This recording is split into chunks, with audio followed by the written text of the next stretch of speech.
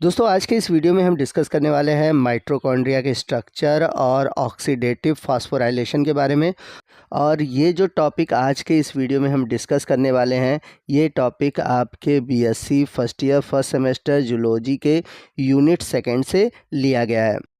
तो आइए वीडियो की शुरुआत करते हैं और देखते हैं कि आज के इस वीडियो में हम माइटोकॉन्ड्रिया से जुड़े हुए किन किन बातों को डिस्कस करेंगे। तो सबसे पहले हम जानेंगे कि माइटोकॉन्ड्रिया क्या होता है, फिर इससे जुड़े हुए इसके हिस्ट्री के बारे में जानेंगे, माइटोकॉन्ड्रिया कहाँ पाया जाता है यानी कि अक्रेंस के बारे में जानेंगे। इसके बाद देखेंगे कि सेल में इनका नंबर कितना होता है। इसके बाद जानेंगे इसके शेप और साइज़ के बारे में। फिर उसके बाद माइटोकॉन्ड्रिया के जो अल्ट्रा स्ट्रक्चर है यानी कि उसके इंटरनल स्ट्रक्चर, केमिकल कंपोजिशन और माइटोकॉन्ड्रियल डीएनए के बारे में जानेंगे। और वीडियो के लास्ट में हम जानेंगे माइटोकॉन्ड्रिया के फंक्शन और ऑक्सीडेटिव फास्फोराइलेशन के बारे में। तो आज के इस सिंगल वीडियो में आपको माइटोकॉन्ड्रिया से जुड़े हुए हर एक इम्पॉर्टेंट टॉपिक के बारे में जानकारी मिलने वाली है। तो माइटोकॉन्ड्रिया सेल के अंदर पाया जाने वाला एक सेल ऑर्गेनेल्स है यानी कोशिकांग है, जो कि डबल मेम्ब्रेन होता है यानी कि इसके चारों तरफ दो लेयर पाई जाती है। तो माइटोकॉन्ड्रिया एक प्लूरल वर्ड है। अगर हम इसको एक माइटोकॉन्ड्रिया की बात करें तो उसको हम बोलेंगे माइटोकॉन्ड्रियन। अब बात करें हम माइटोकॉन्ड्रिया के नाम की, तो माइटोकॉन्ड्रिया जो शब्द लिया गया है ये ग्रीक लैंग्वेज से लिया गया है। तो माइटो का मतलब होता है थ्रेड यानी कि धागा, और कॉन्ड्रियन का मतलब होता है ग्रेन्यूल्स यानी कि कण। कहने का मतलब है कि माइटोकॉन्ड्रिया का अर्थ होता है धागे नुमा कण। तो इसका नाम इसीलिए पड़ा कि जब आप इसको कोशिका के अंदर देखेंगे तो ये आपको छोटे छोटे धागे नुमा कण के रूप में दिखाई देगा। तो अगर हम बात करें माइटोकॉन्ड्रिया के फंक्शन के बारे में, तो माइटोकॉन्ड्रिया के अंदर आपको बीटा ऑक्सीडेशन, क्रेब्स साइकिल और ईटीएस यानी कि इलेक्ट्रॉन ट्रांसपोर्ट सिस्टम देखने को मिलता है। और यहीं पर आपको एटीपी के रूप में एनर्जी प्रोड्यूस होती है। इस वजह से हम सभी जानते हैं कि माइटोकॉन्ड्रिया को बोला जाता है पावर हाउस ऑफ सेल। इसके अलावा अगर हम बात करें तो माइटोकॉन्ड्रिया एक सेमी ऑटोनॉमस सेल ऑर्गेनेल्स है। अब सेमी ऑटोनॉमस का मतलब क्या हुआ? ऑटोनॉमस का हम सभी जानते हैं मतलब होता है खुद पर निर्भर होना।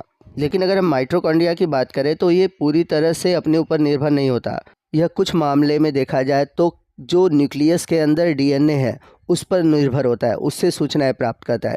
इसलिए इसे हम बोलते हैं सेमी ऑटोनॉमस सेल ऑर्गेनेल्स। हालांकि देखा जाए तो इसके अंदर खुद का डीएनए होता है, तो कुछ चीज़ें ये खुद अपने आप में कंट्रोल कर लेता है, लेकिन कुछ चीज़ों के लिए यह केंद्रक के डीएनए पर निर्भर होता है। आइए नेक्स्ट हम माइटोकॉन्ड्रिया से जुड़े हुए इसके हिस्ट्री के बारे में जानते हैं। तो माइटोकॉन्ड्रिया जो नाम है वो दिया गया था कार्ल बेंडा द्वारा 1898 में। लेकिन आपको बता दें कि माइटोकॉन्ड्रिया की खोज सबसे पहले एल्बर्ट वॉन कोलिकर ने 1857 में इंसेक्ट के मसल सेल में की थी, और इन्होंने माइटोकॉन्ड्रिया का नाम दिया था सार्कोसोम। तो इस बात का ध्यान रखिएगा कि माइटोकॉन्ड्रिया को खोज करने वाले थे कोलिकर, उन्होंने लेकिन इसका नाम दिया था सार्कोसोम, और माइटोकॉन्ड्रिया नाम दिया था कार्ल बेंडा ने। इसके अलावा अगर हम बात करें डब्ल्यू फ्लेमिंग ने 1882 में इसका नाम दिया था फाइला। वहीं फिलिप सिक्विड्स द्वारा माइटोकॉन्ड्रिया को पावर हाउस ऑफ सेल कहा गया। इसके अलावा एक नाम और भी है अल्टमान, जिन्होंने माइटोकॉन्ड्रिया को बायोप्लास्ट कहा था। तो माइटोकॉन्ड्रिया के बहुत सारे नाम हैं, बहुत सारे वैज्ञानिकों ने दिया है, आप उसको यहाँ पर देख सकते हैं। आइए नेक्स्ट हम बात करते हैं माइटोकॉन्ड्रिया के अक्रेंस यानी कि माइटोकॉन्ड्रिया कहाँ पाया जाता है। तो जितने भी यूकैरियोटिक सेल हैं सभी में माइटोकॉन्ड्रिया पाया जाता है। इसका एक अपवाद है मैच्योर आरबीसी यानी कि लाल रुधिर कणिकाओं में आपको माइटोकॉन्ड्रिया देखने को नहीं मिलेगा, जबकि देखा जाए तो आरबीसी एक प्रकार का यूकैरियोटिक सेल है। तो सभी यूकैरियोटिक सेल में पाया जाता है लेकिन आरबीसी में नहीं पाया जाता। इसके अलावा जो माइटोकॉन्ड्रिया है वो प्रोकैरियोटिक सेल में नहीं पाया जाता। प्रोकैरियोटिक सेल में अब एनर्जी कैसे मिलती है बात आती है। तो प्रोकैरियोटिक सेल में एक स्ट्रक्चर पाई जाती है जिसको हम बोलते हैं मीसोसोम, और मीसोसोम के द्वारा ही ये एनर्जी का प्रोडक्शन करते हैं। इसलिए प्रोकैरियोटिक सेल में जो मीसोसोम है इसको माइटोकॉन्ड्रिया के एनालॉगस माना जाता है यानी कि माइटोकॉन्ड्रिया के समजात माना जाता है, क्योंकि जो मीसोसोम है माइटोकॉन्ड्रिया की भांति प्रोकैरियोटिक सेल में एनर्जी का प्रोडक्शन करता है। आइए नेक्स्ट हम बात करते हैं माइटोकॉन्ड्रिया के साइज़ और नंबर की।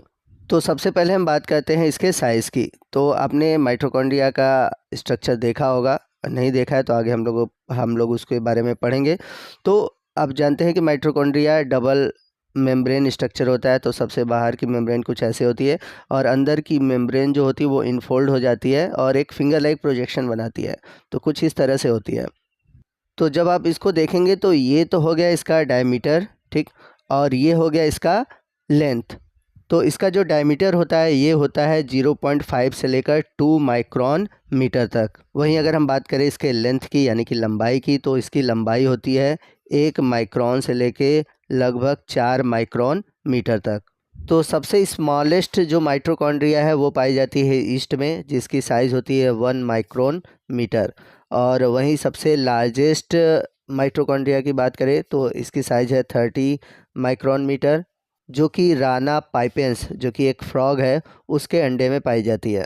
वहीं अगर हम बात करें माइटोकॉन्ड्रिया के शेप की, तो इसका जो शेप होता है वो हाईली वेरिएबल होता है, यानी कि चेंज होता रहता है। लेकिन जनरली आप देखेंगे तो आपको ये एक छोटे से रॉड शेप नुमा दिखाई देगा, और ये जब बड़ा होता है तो कुछ आपको इलोंगेटेड यानी कि फिलामेंटस फॉर्म में दिखाई देता है। अब हम बात करते हैं नंबर की यानी कि संख्या की। तो एक कोशिका में कितने माइटोकॉन्ड्रिया होते हैं? तो जनरली देखा जाए तो एक सिंगल सेल में लगभग 300 से लेकर 800 माइटोकॉन्ड्रिया पाए जाते हैं। इसके अलावा कुछ ऐसे भी एनिमल्स हैं या फिर प्लांट है जिनमें कि सिंगल माइटोकॉन्ड्रिया पाई जाती है, जैसे कि माइक्रोस्टेरियसिस, क्लोरेला और माइक्रोमोनास। ये तीनों ही ग्रीन एल्गी हैं और इन तीनों के अंदर ही एक सिंगल माइटोकॉन्ड्रिया पाया जाता है। इसके अलावा जो ट्रिपैनोसोमा है जो कि एक प्रोटोजोअन्स है, इनमें भी आपको एक सिंगल माइटोकॉन्ड्रिया देखने को मिलेगा। वहीं अगर हम बात करें स्पर्म की, तो स्पर्म में आपको लगभग 20 से 25 माइटोकॉन्ड्रिया देखने को मिलेंगे। और muscle cell, kidney, glandular cell और जो एनिमल सेल हैं, इनमें आपको अधिक मात्रा में माइटोकॉन्ड्रिया देखने को मिलेगा in compare to plant cell. आइए नेक्स्ट हम बात करते हैं माइटोकॉन्ड्रिया के स्ट्रक्चर के बारे में, यानी कि उसकी संरचना के बारे में। तो माइटोकॉन्ड्रिया में मुख्य रूप से आपको 3 स्ट्रक्चर दिखाई देंगे। सबसे बाहर की ओर आउटर मेम्ब्रेन, अंदर की ओर इनर मेम्ब्रेन, और उसके बाद होता है मैट्रिक्स। तो अगर आप डायग्राम को देखेंगे तो सबसे बाहर की ओर आपको आउटर मेम्ब्रेन दिखाई देगा, और अगर आप अंदर की ओर देखेंगे तो आपको ये एक फोल्डेड स्ट्रक्चर दिखाई देगी कुछ इस तरह से, जो अंदर की ओर और भी उभरी हुई होती है और एक उंगलीनुमा संरचना बनाती है। तो इस उंगलीनुमा संरचना को हम क्रिस्टी कहते हैं, और क्रिस्टी का जो फॉर्मेशन होता है वो होता है इनर मेम्ब्रेन से। तो यहाँ पर आप देख सकते हैं ये माइटोकॉन्ड्रिया है, ये माइटोकॉन्ड्रिया का आउटर मेम्ब्रेन है। अंदर की ओर कुछ आप देखेंगे इस तरह से होता है, धसा होता है, ठीक है ना। जो अंदर की तरफ मेम्ब्रेन है उसको हम बोलते हैं इनर मेम्ब्रेन। तो इनर मेम्ब्रेन सपाट नहीं होता, जबकि आउटर मेम्ब्रेन सपाट होता है। और इस माइटोकॉन्ड्रिया के अंदर जो लिक्विड भरी होती है, जो तरल पदार्थ भरा होता है, उसको हम बोलते हैं मैट्रिक्स। तो इस तरह से देखा जाए तो माइटोकॉन्ड्रिया एक डबल मेम्ब्रेन स्ट्रक्चर है। आपको बता दें कि हर एक मेम्ब्रेन की जो मोटाई है वो लगभग 60 टू 70 एंगस्ट्रॉम होती है, यानी कि जो आउटर मेम्ब्रेन है और इनर मेम्ब्रेन है, इसकी जो मोटाई है वो 60 से 70 एंगस्ट्रॉम है। और इन दोनों मेम्ब्रेन के बीच एक स्पेस दिखाई देता है, एक स्पेस होता है जिसे हम बोलते हैं पेरी माइटोकॉन्ड्रियल स्पेस या फिर इंटरमीडिएट स्पेस। तो जो पेरी माइटोकॉन्ड्रियल स्पेस है इसकी मोटाई लगभग 60 टू 100 एंगस्ट्रॉम होती है। मैं आपको बता देता हूँ कि पेरी माइटोकॉन्ड्रियल स्पेस कहाँ पाया जाता है। ये आउटर मेम्ब्रेन, इनर मेम्ब्रेन और ये हो गया मैट्रिक्स। तो आप देखेंगे जो आउटर मेम्ब्रेन है और इनर मेम्ब्रेन है, इन दोनों के बीच ये जो खाली जगह दिख रहा है इसी को हम बोलेंगे पेरी माइटोकॉन्ड्रियल स्पेस। यहाँ पर एक इम्पॉर्टेंट पॉइंट और भी है कि जैसा मैंने बताया था कि जो इनर मेम्ब्रेन है वो अंदर की ओर इनफोल्ड होती है, यानी कि अंदर की ओर मुड़ती है और एक उंगलीनुमा संरचना बनाती है जिसे हम बोलते हैं क्रिस्टी। यहाँ पर इस डायग्राम में आप देख सकते हैं इनर मेम्ब्रेन अंदर की ओर इनफोल्ड हो रही है और आप देखेंगे कि एक उंगलीनुमा संरचना बना रही है। इसी स्ट्रक्चर को कहते हैं हम क्रिस्टी। अब बात करते हैं मैट्रिक्स की। तो मैट्रिक्स के अंदर आपको प्रोटीन, एंजाइम, आरएनए, राइबोसोम में वही वो भी होगा 70s राइबोसोम, क्योंकि ये एक तरह से प्रोकैरियोटिक सेल की तरह बिहेव करता है। इसके अलावा कुछ फास्फोलिपिड, डीएनए, और जो माइटोकॉन्ड्रिया है, माइटोकॉन्ड्रिया के अंदर आपको जो डीएनए दिखाई देगा वो डबल स्टैंडर्ड सर्कुलर डीएनए दिखाई देगा। अब इसके बाद अगर हम बात करें जो इनर मेम्ब्रेन से बना हुआ क्रिस्टी है, उस क्रिस्टी के ऊपर आप देखेंगे तो यहाँ पर आपको कुछ छोटे छोटे दाने नुमा संरचना दिखाई दे रही है, और ये जो संरचना होती है जिसे हम कहते हैं ऑक्सीसोम या फिर F1 पार्टिकल। तो आइए ऑक्सीसोम के बारे में समझते हैं। Inner mitochondrial membrane have stalked particles called oxysome, या फिर इन्हें हम F1 पार्टिकल या फिर एलिमेंट्री पार्टिकल या फिर फर्नांडेज मोरॉन पार्टिकल भी कहते हैं। तो आइए डिटेल से हम ऑक्सीसोम के स्ट्रक्चर को समझते हैं। तो ये यहाँ पे आप देख सकते हैं, ये क्रिस्टी है, ठीक। इस क्रिस्टी के ऊपर आप देखेंगे कि आपको एक बैडमिंटन के रैकेट के आकार का स्ट्रक्चर दिखाई दे रहा होगा, और ये जो बैडमिंटन के रैकेट के आकार का स्ट्रक्चर है यही है ऑक्सीसोम, या फिर कह सकते हैं F1 पार्टिकल। तो ये माना जाता है कि जो ऑक्सीसोम है ये ऑक्सीजन को यूटिलाइज़ करते हैं, इसलिए इसके नाम में आप देख सकते हैं आया है ऑक्सी। तो ये मानना था एक वैज्ञानिक लेहनिंजर का। तो ऑक्सीसोम जो एक तरह से नाम जो दिया गया है वो लेहनिंजर के द्वारा दिया गया है, और ऑक्सीसोम को खोजने का श्रेय जाता है हम्बर्टो फर्नांडेज मोरॉन को।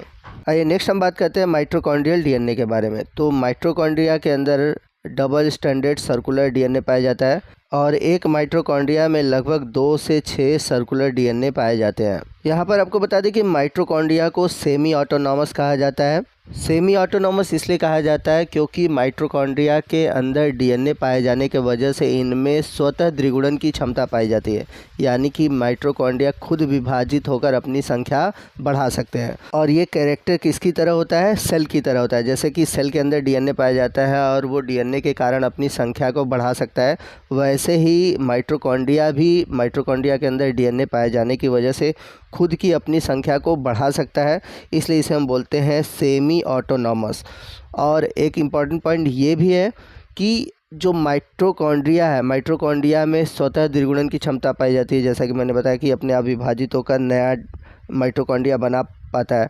तो चूँकि माइटोकॉन्ड्रिया एक सेल ऑर्गेनेल्स है और ये सेल के अंदर है, इसलिए माइटोकॉन्ड्रिया को बोला जाता है सेल विद इन सेल, यानी कि कोशिका के अंदर कोशिका। तो अगर आपसे कोई पूछे कि कोशिका के अंदर कोशिका यानी कि सेल विद इन सेल कौन कौन से हैं, तो एक तो माइटोकॉन्ड्रिया हो गया और दूसरा हो गया क्लोरोप्लास्ट, क्योंकि प्लांट सेल में जो क्लोरोप्लास्ट पाया जाता है, क्लोरोप्लास्ट में भी डीएनए होता है और जिसकी वजह से वो अपनी संख्या को बढ़ा पाता है।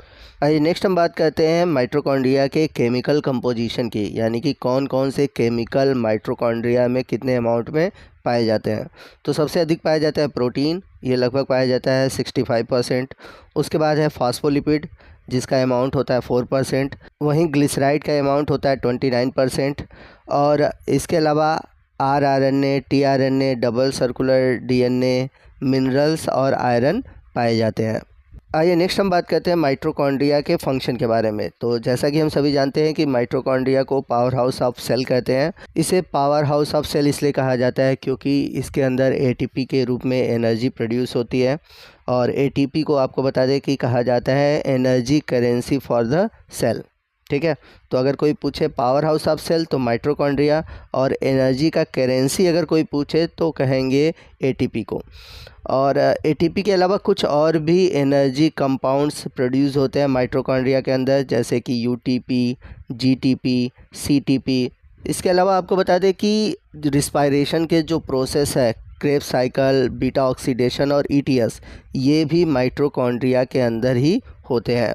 आपको बता दें कि माइटोकॉन्ड्रिया से जुड़ा हुआ एक टॉपिक है ऑक्सीडेटिव फास्फोराइलेशन। अब ऑक्सीडेटिव फास्फोराइलेशन क्या होता है इसको समझते हैं। तो जब माइटोकॉन्ड्रिया में एटीपी का जो फॉर्मेशन है, या फिर इसके अलावा और भी जो एनर्जी प्रोड्यूसिंग सबस्टेंस है, इनका जो फॉर्मेशन होता है वो ऑक्सीजन की मदद से होता है, तो उसे हम बोलते हैं ऑक्सीडेटिव फास्फोराइलेशन। तो दोस्तों इसी के साथ हमारा माइटोकॉन्ड्रिया से जुड़ा हुआ आज का टॉपिक ख़त्म होता है। आई होप आपको सभी टॉपिक अच्छे से समझ में आ गए होंगे। फिर भी अगर कोई डाउट है तो आप हमसे कमेंट करके पूछ सकते हैं। तो वीडियो अच्छा लगा होगा तो प्लीज़ वीडियो को लाइक करिएगा, अपने दोस्तों में शेयर कीजिएगा। मिलते हैं अगले वीडियो में अगले टॉपिक के साथ, तब तक के लिए जय हिंद, जय भारत।